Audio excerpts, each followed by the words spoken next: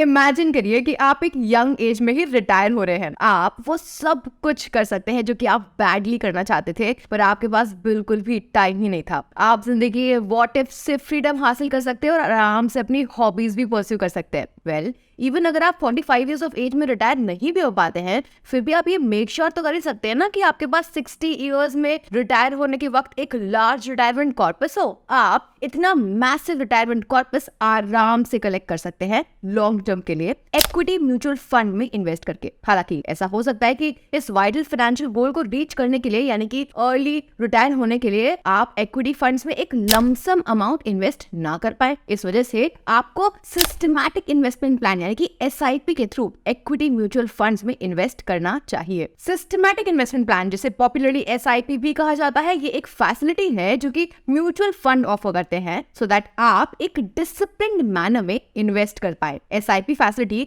आपको एक fixed amount of money को रेगुलर इंटरवल्स में इन्वेस्ट करने का अलाउ करती है उस म्यूचुअल फंड स्कीम में जो कि आपके चॉइस का हो। आप एज लो एज 500 रुपीज पर SIP इंस्टॉलमेंट इन्वेस्ट कर सकते हैं और आपके regular SIP interval monthly basis पे हो सकते हैं। आप अपनी SIP डेट चूज कर सकते हो और अपने फाइनेंशियल गोल्स तक रीच करने के लिए एक कंफर्टेबल SIP फ्रीक्वेंसी भी खुद ही चूज कर सकते हैं। अगर आप ये जानने के लिए क्यूरियस है कि कैसे SIP आपको फाइनेंशियल फ्रीडम अचीव करने में हेल्प कर सकता है, then please keep watching the video. लेकिन हाँ, आगे बढ़ने से पहले सब्सक्राइब बटन को प्लीज हिट कर दीजिए और वीडियो को लाइक भी कर दीजिए, क्योंकि हम आपके लिए क्वालिटी कंटेंट पोस्ट करते हैं पर्सनल फाइनेंस और इन्वेस्टिंग के ऊपर, जिससे कि आप वेल्थ बिल्ड कर सके।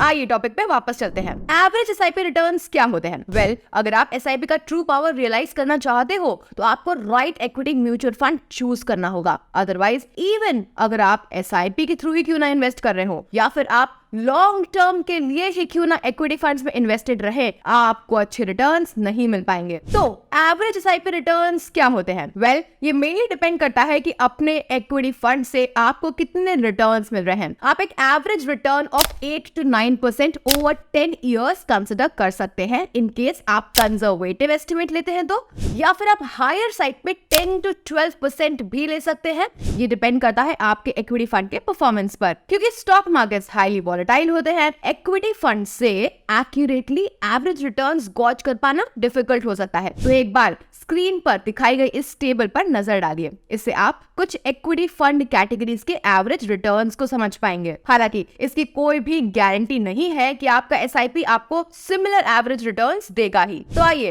एवरेज SIP रिटर्न्स को समझने के लिए कुछ म्यूचुअल फंड फैक्ट शीट्स पर नजर डालें। दोस्तों, इन फंड्स को रैंडमली चूज किया गया है और ये फंड्स एक डिकेड पहले लॉन्च हुए थे। पहला है SBI स्मॉल कैप फंड। इसका डेट ऑफ लॉन्च है 9 सितंबर 2009। तो अगर आपने over a period of time 10,000 रुपए को सिस्टमैटिकली इन्वेस्ट किया होता हर महीने के फर्स्ट बिजनेस डे को, तो SBI स्मॉल कैप फंड में आपके रिटर्न्स कुछ इस तरह ग्रो हो गए होते। ये डेटा एज ऑन February 28, 2023 का है। अगर आप इस फंड में फॉर 5 इयर्स और 10 इयर्स इन्वेस्टेड रहते तो आपको डबल डिजिट SIP रिटर्न्स मिले होते। नेक्स्ट है Canara Robeco flexi cap fund. इसका डेट ऑफ लॉन्च है 16 सितंबर 2003। ये डेटा एज ऑन February 28, 2023 का है। तो इन एग्जाम्पल से आप क्लियरली समझ सकते हैं कि SIP आपको डबल डिजिट रिटर्न्स भी दे सकता है लॉन्ग टर्म में, यानी कि 10 या 15 साल के पीरियड में। प्लीज नोट करिएगा कि over the last few years top performing equity funds ये रहे हैं। कई इक्विटी फंड्स ने पास्ट में मार्केट को अंडर परफॉर्म किया है और अपने बेंचमार्क को भी अंडर परफॉर्म किया है। बट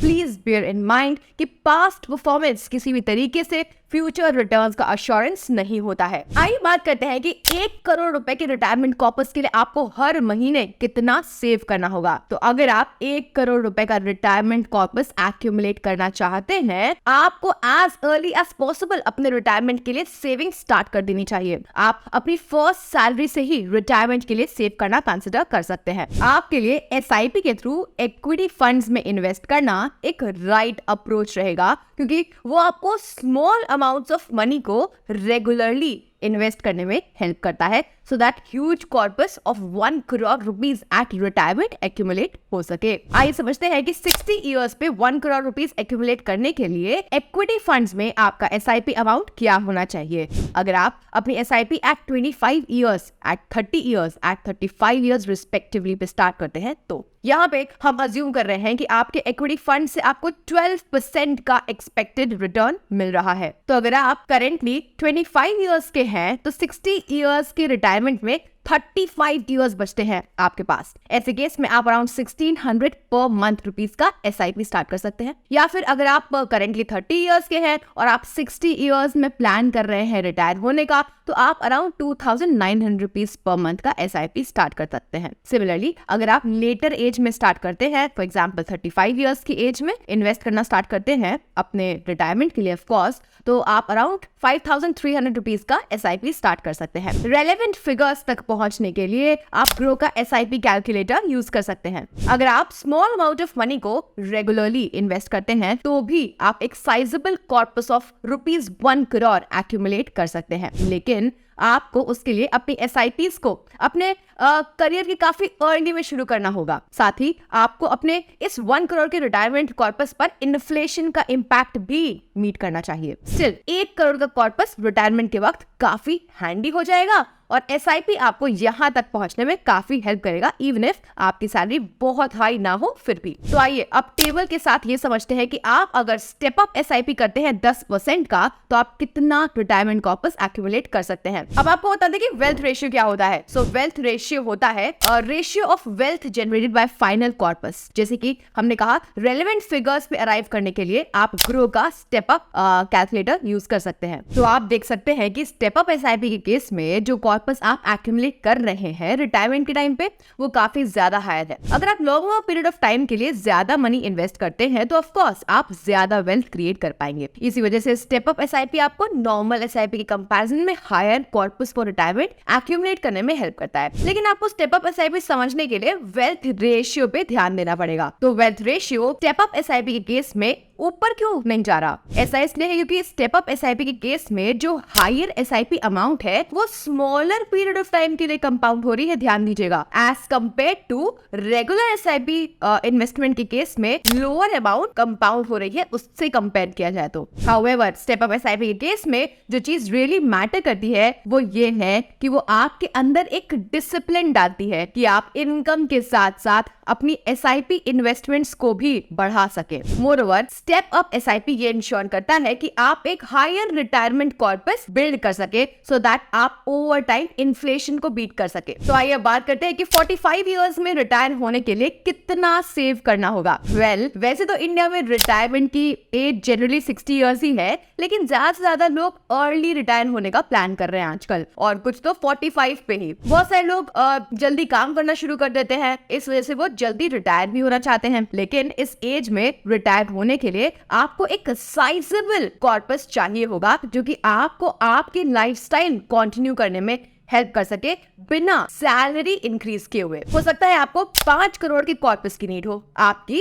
करंट लाइफस्टाइल को मेंटेन करने के लिए। ऑफ कोर्स यहाँ पे हम इससे इन्फ्लेशन एडजस्ट करने के बाद की बात कर रहे हैं। मान लेते हैं कि आप 25 इयर्स के हैं और आपके ईयरली एक्सपेंसेस 7 लाख रुपीस के हैं। आपको हर साल कम से कम 20 लाख रुपए चाहिए होंगे at the age of 45 years अपने एक्सपेंसेस को मीट करने के लिए, ये मानते हुए कि एवरेज इन्फ्लेशन 5% का है और आप सिमिलर रेट पे ही अपने खर्चे करते हो। आप रेलेवेंट फिगर्स पे अराइव करने के लिए फ्यूचर वैल्यू कैलकुलेटर भी यूज कर सकते हैं। रिटायरीज के लिए यहाँ पे ट्रेडिशनल एडवाइस है, वो लोग जो 30 इयर्स तक अपने मनी को लास्ट करना चाहते हैं, दोस्तों एडवाइस ये है कि in the first year of your retirement आप अपनी सेविंग्स का 4% से ज्यादा स्पेंड मत करिए, और सब्सीक्वेंट ईयर्स में यानी कि फर्स्ट ईयर के बाद से उन विड्रॉल्स को आप थोड़ा थोड़ा पेस कर सकते हैं, इन्फ्लेशन को ध्यान में रखते हुए। एक फॉर्मूले पे नजर डालते हैं, x divide by 25, x is 4%, जहाँ पे x है आपकी एनुअल स्पेंडिंग इन रिटायरमेंट। अगर 20 लाख रुपए को डिवाइड करें बाय 25 इंटू 20 लाख तो ये आता है 4%। फॉर एग्जाम्पल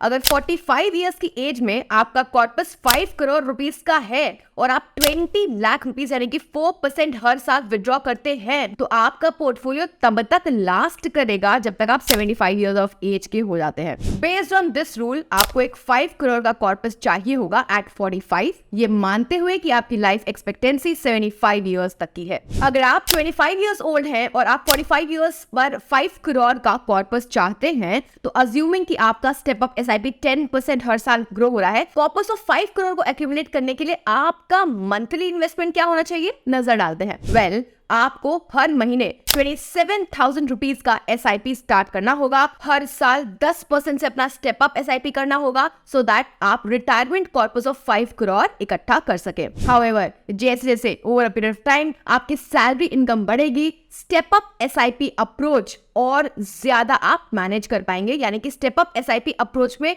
अपनी इंस्टॉलमेंट्स को ऑफ कोर्स आप बेहतर तरीके से मैनेज कर पाएंगे, आपको इतनी टेंशन नहीं होगी, right. Also step up SIP ज्यादा प्रैक्टिकल अप्रोच है क्योंकि ये इन्वेस्टमेंट में इन्फ्लेशन के इफेक्ट को अकाउंट फॉर भी करता है। तो अब हम अपने कंक्लूजन पे आ चुके हैं। गाइज, ये था आज की वीडियो के बारे में। होप करते हैं कि ये वीडियो आपको बेहद पसंद आया होगा। ऐसे ही और कंटेंट पाने के लिए ग्रो के चैनल को सब्सक्राइब करना बिल्कुल मत भूलिएगा। Thank you so much for watching. Bye bye, मिलते हैं नेक्स्ट वीडियो में।